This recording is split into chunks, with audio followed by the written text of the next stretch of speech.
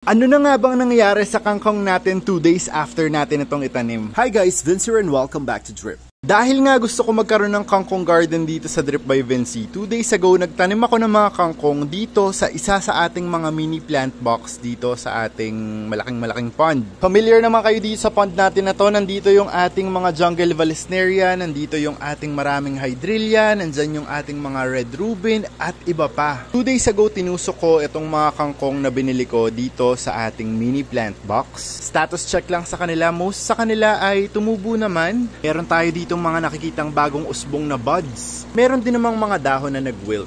Marami akong nabasa sa comment section across sa lahat ng ating mga social media platforms na much better daw na itrim ko yung mga dahon na meron ako dito para new growth yung aabangan natin dito sa mga kangkong. Yan yung gagawin natin today. Nandito yung aking aquascaping scissor. Ika-cut natin lahat ng mga leaves na yan. Isang araw ng adobong kangkong kami, may natira pa akong mga few stalks dito. So puputulin ko rin to and itatanim ko ulit dun sa area na yon.